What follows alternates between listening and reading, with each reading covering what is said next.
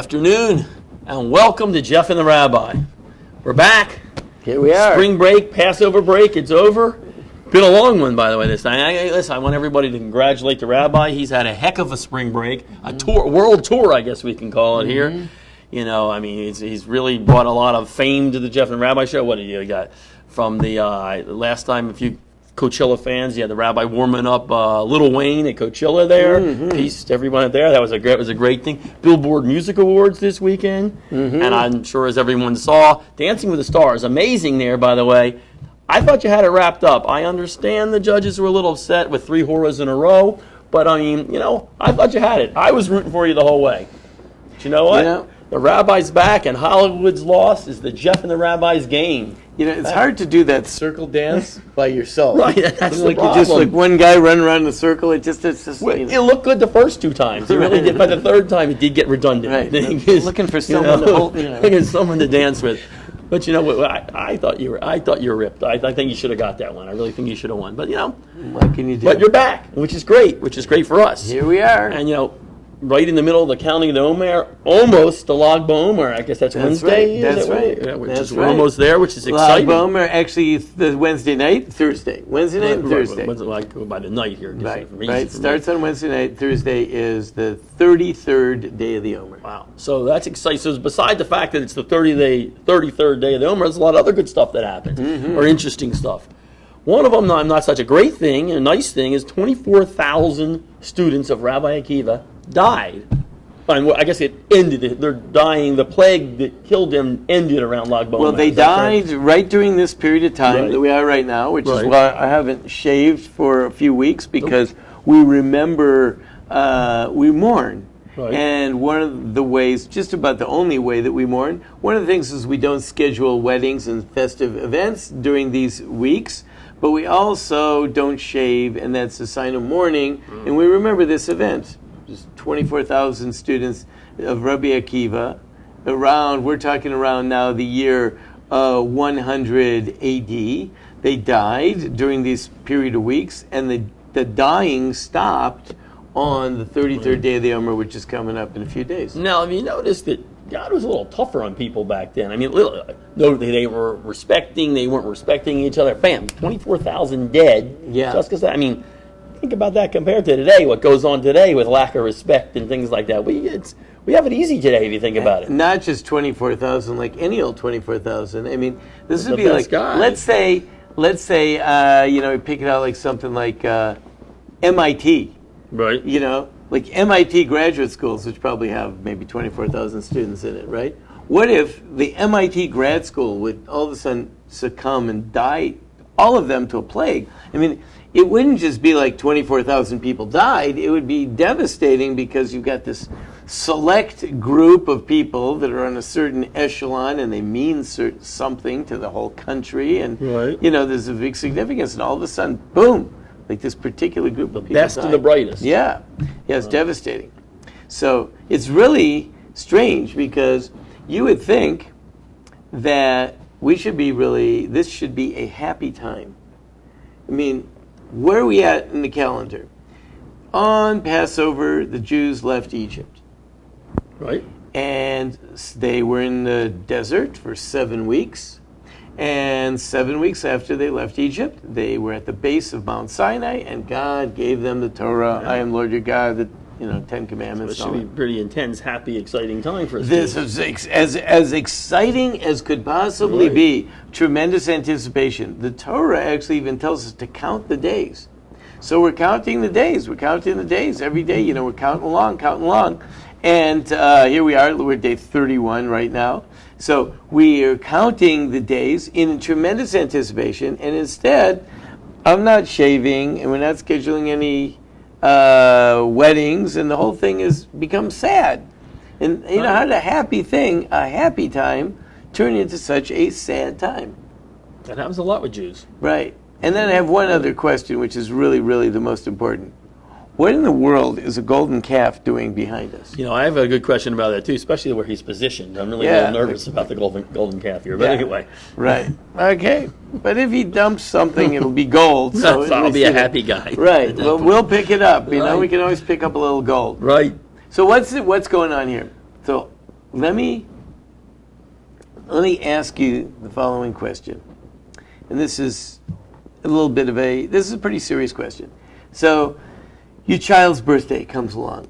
You happy on your child's birthday? I'm always happy. Okay. Every birthday? Yeah. Happy. Special day. It's your child's Right. birthday. Maybe you give them a gift. You buy them a card. Have you a little party. Go out to dinner. Something. Every time, yeah. Child's birthday is a special day. Let's say I was speaking to someone whose child had died. Ooh. When the child's birthday comes along, Probably not a happy occasion. now, Sad occasion. yeah, right, pretty sad occasion. yeah. Now, you think, now, of course, the day that the child died, that's really a sad occasion. Right. Why is the child's birthday a sad occasion? I don't know. I guess because you're remembering. You're remembering his life, how sad it is that it ended. I mean, that'd probably be why. So the child's born into this world on this day, Right. and yet, there might be the day before the child is born. Of course, anyone that lost a child, I'm just certain is perpetually sad. Right. Right? It would just seem to me, and I guess, and those that aren't, I just would stand in awe of them for being able not to be. Right. But on any given day, you're sad. But on the birthday, you're sadder. Now, why would a person be sadder on the birthday of the child that passed away? So they're thinking, this is when they brought this child into the world. I had a little baby. I was thinking about what it was going to be, and I had visions, and hoped someday to raise that child up and to be Right. proud of that child and see that child have accomplishments and to take pride in that child's life and enjoy it. And therefore, the birthday, which was a day of joy for me, turned into a sadder day than otherwise, Right. because it's the day that reminds me of the lost potential. Now, there's the day of death. That's a pretty sad day. But any other given day is potentially sad, but it's usually not marked as sad. But the birthday Right. becomes a especially sad day. Right. Because look at all the potential I lost. So, actually, that is really what happened to the Jewish people. Right now, we are doing this count up actually, Right. to Mount Sinai. Should be a real happy time. We Jews are experiencing the time that we got out of Egypt, and excitedly we're marching forward to Mount Sinai. We're going to have this Mount Sinai experience. God's going to meet us at Mount Sinai. We're going to talk. Big He's deal. going to say, I am the Lord your God, and give us the 10 Commandments. And of course, we will be forever transformed because we're going to get a chance to meet God on Mount Sinai. Someone tells me, Right. hey, here's the deal. It's going to be a 7-week trek, but at the end, you get to meet God. That's all right. I think I would walk easy those. You're those in, right? 7 weeks. You're Yeah, in, like, that's not tough. let's get going. Like, where you just show me where to go. I'm going there, right? 7 week, and I'll walk there for 7 weeks. I don't mind. 7 weeks, I get to meet God at the end, hear from Him. That's just fantastic. So, very exciting time. But historically, what happened? Well, the one thing we're talking about is 24,000 of these people die. I mean, because Well, how about it right there at the spot? You see, you're looking way ahead. How about right there? They came out of Egypt. good point. They've spent 7 weeks, You're and they right. got to Mount Sinai. And we kind of messed it up a little bit here, don't we? Wow, good point. So all that they were expecting and looking forward to, they got it. God spoke to them. Great. Moses went up on the mountain for 40 days and 40 nights. By the time he came back, they had built the golden calf. Wow, yeah. And what did then Moses do? Well, he broke the tablets that he was He given. came back with the Torah and he smashed it. Yeah. And they didn't get it. Yeah. So, they got the preview at Mount Sinai. God said the 10 Commandments, and then they're waiting. Moses is going to come back in 40 days. And he's going to come back messed it up. with the tablets and the Torah, and everything's going to be super great forever and ever and ever. And instead, it never happened. Yep. It never happened. So that Mount Sinai was supposed to be, and that the whole trip to Mount Sinai was supposed to be, and which is why they left Egypt in the first Right, place, is all supposed to be, and it never happened. Never happened. So really, it's a tragic time. Yeah, when you look at it that way, it is a tragic time. It's it can be viewed as a tragic time because it turned out disastrously. If you look at it up till a certain point, it's great, but after that, it turned out disastrously. So then what happened? Let's just, go through the rest of the schedule. So Moses comes down at the end of 40 days. He sees the golden calf. Yep. He's got the tablets, he smashes that down, and he says, you people, I can't give you the Torah. I've got the tablets from God. This is like God inscribed the tablets himself with his own finger. He carved it in, right? Right. Can I give it to a group of people that's dancing around a golden calf? So, no. Absolutely not. So he smashed the tablets. The Midrash says that the letters flew back up to God, meaning like that message that was on those tablets, they lost it. They lost it. It's gone. Flies back to God. So now they lost it. Then what does he do? He smashes up the golden calf, grinds that up into a powder, kills off all the perpetrators, the bad people that were involved in the whole story, and then he starts praying to God, and God says, well, I'm going to kill them all off because I'm not putting up with this. I'm going to kill them all off. So Moses starts begging for God not to kill them. Please don't kill them. If you kill them, you're going to have to kill me and all this stuff. After 40 more days, God says, okay, I'm not going to kill them, but our relationship will not be as it originally was. I'm now not going to communicate so closely with them. I'm going to be a little bit at a distance. I'll send angels, but I'm not going to really. Right. Moses says, no. And he begs God for 40 more days, please, I want the original relationship back. God says, okay, I relent, at least to a certain point. He says, come up here on the mountain, and we're going to make new tablets, and I'll write the Torah again, and you'll take it back down. However, this time, Moses makes the tablets, and Moses writes the Torah, dictated by God. But it's not God's direct object. Moses comes back down on the 10th day of Tishrei, which turns out to be Yom Kippur, and he gives them the new Torah and the new tablets, and they're very, very happy. But the bottom line is, there was a big drop in quality between the first and the second. So like a Xerox copy kind of thing. And even worse, Moses made the second one. Right, yeah. God himself made the first. Like the first one was an original. Right, and this is just a copy here. Yeah, I mean, I was just in a place in a home, very nice home, beautiful home, and they had a lot of art on the wall, and they had on the wall a Rembrandt, nice. with one of the Rembrandts of Jim Abraham, of Abraham slaughtering, Isaac, So someone told me that it's not original. I think I got that one yourself. That much, I didn't think that original Rembrandt was sitting in someone's house here in Atlanta on the wall in the family room. Right. Yeah, I think I got that, right? Not original. Okay. No, it looked really nice to me. It looked like a really good painting. I admired it. I thought it was really cool and all that. But it wasn't. Similar, I had one in my room in the Holiday Inn as well. It was beautiful. Right. Really nice. Really liked it. But I'm not like all that savvy with art. But I had figured out that was own. Right. I had figured that out. Right. Yeah. So, when they got the second copy, it wasn't the same. No.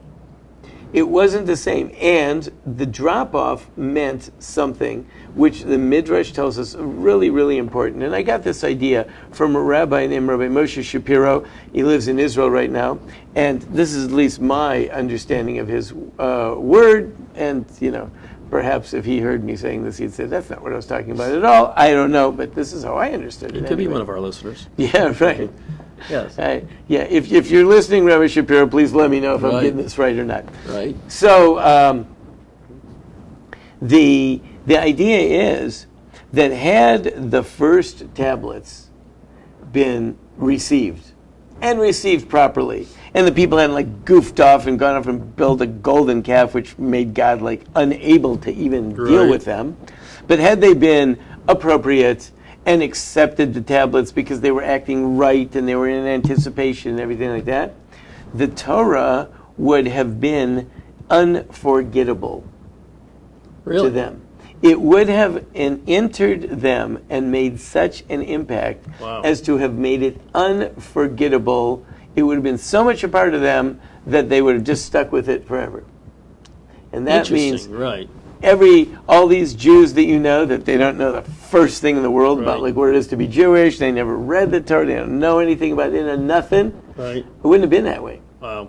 It would not have been that way. The reason it is that way is because the Torah that we do have now is the copy. You know, it's not the original. It's dictated by God also, right? But it's not the same because it didn't come with the same directness from God, and therefore it doesn't have the same impact. And because of that, it allows people to digress, divert, ignore, forget, just move away from it. Now, is that good or bad in the long run?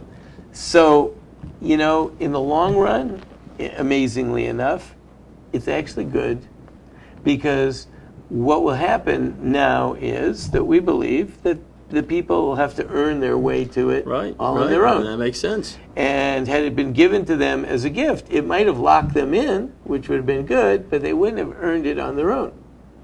So, therefore, it's bad, and it allows certainly for all of the assimilation and disinterest and ignoring of the Torah. But on the other hand, it does allow for the opportunity for someone to work hard and diligent. And you get there with your own work. Right. Makes it a little different. Right. Maybe better. So now, the 49 days between Egypt and Mount Sinai, potentially super happy time.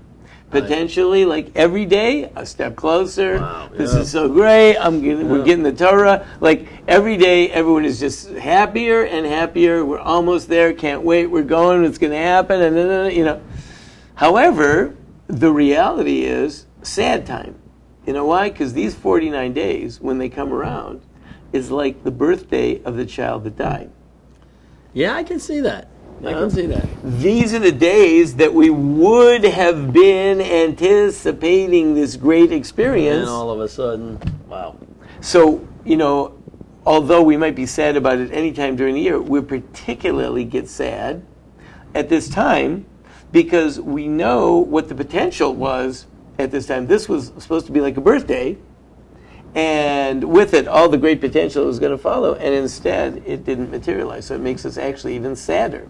It's supposed to be a happy time, just like birthdays are supposed to be happy, but now we're left being more sad. To put it in so some of our viewers can understand it, it's like your team drives down the field to score the winning touchdown. They get the winning touchdown, they miss the extra point.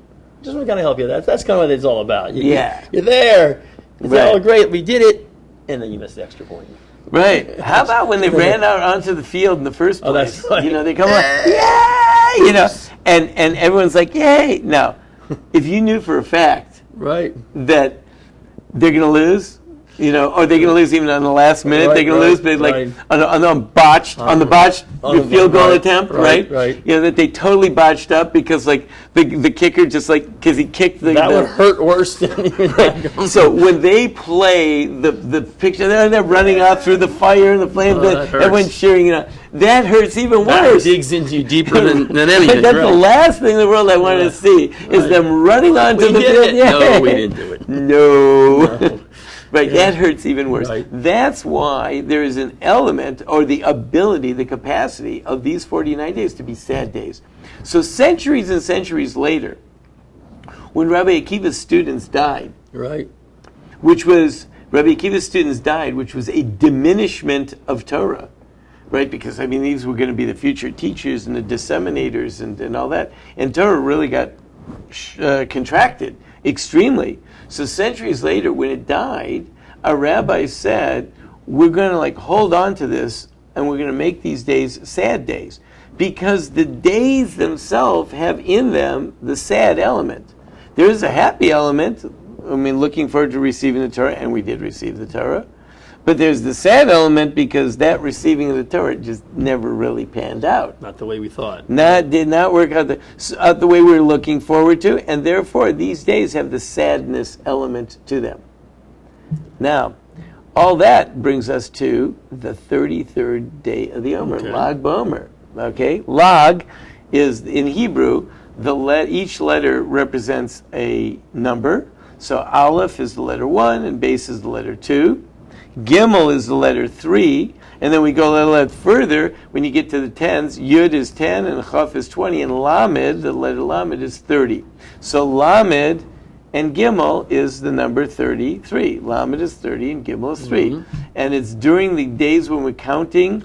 I just We're got that. It's good. counting from the time of the Omer being brought, and that's a whole discussion in and of itself. But on the second day of Passover, they would bring an Omer full of barley, and Omer is a measuring cup. Mm-hmm. So starting with that day, they start counting towards Mount Sinai, towards the holiday of Shavuos. So on the 33rd day, which in letters, when you translate it from numerical into letters in a system called Gematria, the 33rd day in letters would be spelled Lamed Gimel, or Lag. Lag. It's a Lag, the 33rd day in the Omer. Now what happened? Why is that always party time? So number one reason it's party time is because according to our tradition, nobody died on that day. The dying stopped. According to one version, the dying stopped. In Okay. other words, no one died on that day, and after that either. It was all done. According to another version, that was just like a day off, and then it resumed again. Okay? Two different ways of understanding it. But what else happened?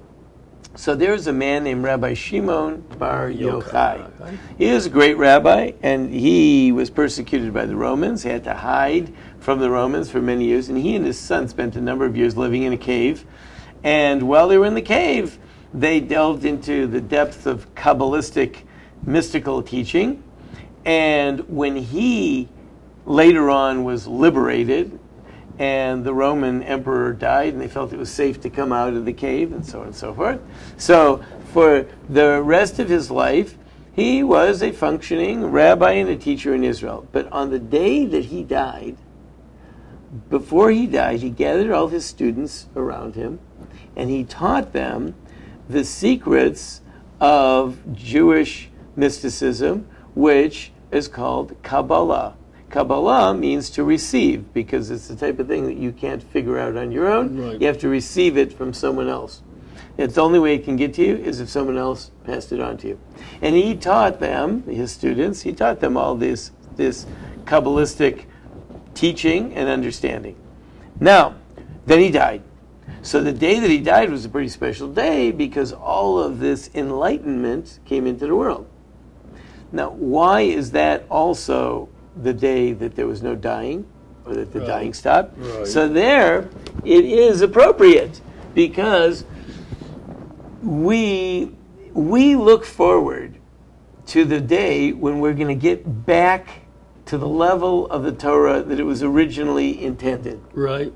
And that the failure of the first round and the golden calf and the breaking of the tablets will be overcome. And God's going to give us back a Torah that is like the prime original Torah. Right.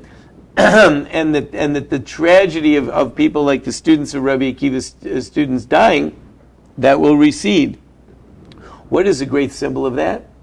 That is, there will be enhanced or new revelation. When Rabbi Shimon ben Yochai died, on the day that he died, there was tremendous revelation. He revealed insights of the Torah, which actually would have been the type of insights Stuff that we would that they would have gotten originally, which we okay. all would have had. Everybody would have had that, not just the initiated few. That would have been everybody. So when he did that revelation, he was helping us make a step towards getting back to that original prime Torah that we should have had in the first place. Wow. And that's why that breaks out. So the day of Lag BaOmer is a day of celebration because it's really like a day that the 49 days should have been. Party and excitement and anticipation going towards a goal closer and closer to the revelation. Not what ended up happening, which was the sad aspect of the devastation and the loss of the Torah, and then later on, as only reinforced by centuries later, these students of Rabbi Akiva dying. Wow. So that's why it was a happy day, because it was a taste of what really was supposed to be happening had we not messed up. Wow. So what happens on 34? I don't know. That would be log. I don't know what that 34 would be. Lod. What happens on 34 now? Are we still happy? Yeah, so that's interesting because there are two different customs. Just like I said, so according to some, the dying stopped on 33. So going forward on 34, they Well, you get can married. get a haircut and everything on 34, and you can have marriages and all that, right? According to some, you can, because according to them, the dying was during the first 33. And Lag BaOmer represents the end of all the bad stuff. But according to another version of the story, they really died during the last 33 days, except everyone agrees on Lag BaOmer, on day 33, nobody died. So according to some, even after Lag BaOmer, they will resume the mourning practices right up until the holiday of Shavuot. So in other words, they'll do 2 more weeks. 2 more weeks. All right. That's not Yeah. that bad. So they could get a haircut on Lag BaOmer. Yeah, that's right. And then, okay. Right, exactly, which is... So I bet in those areas, all the barber shops are very full. That's right. The barber shops are packed on Lag BaOmer. I would think There's so. no doubt about It's a that. good day to be an Orthodox barber. Right, and even those that have beards are like, everyone's like scratching themselves. It's gonna be good. Gosh, It's good stuff. Cannot wait till that Good comes stuff. around. Good stuff. But I got a lot of new information here. I didn't know anything. I didn't know about I didn't know how you associate or how you were going to associate the calf so with therefore, Lag BaOmer. Now I get it. but the golden calf is really the symbol of like everything Of that missed extra point. Right, exactly. Okay. And so That's we're it. sad. We should be happy right now, but instead we're sad and we're not shaving. I got it. It's the golden calf. I It's get really at the root of all of that. Awesome. I Yeah. get it. Well, I'm glad you came back to us. I'm glad you left Hollywood and came back to us because this is good stuff. We got more good stuff this whole year now, I bet. Oh yes, Good stuff to go. Good. We're going to go for quality. Quality. There you go. Isn't that always been our... No, maybe. No. This year, quality. Upgrade to quality. All right, good. Well, I'm excited. Excited that we're back. This was good stuff. And we'll be back next week. Another great episode of Jeff and the Rabbi.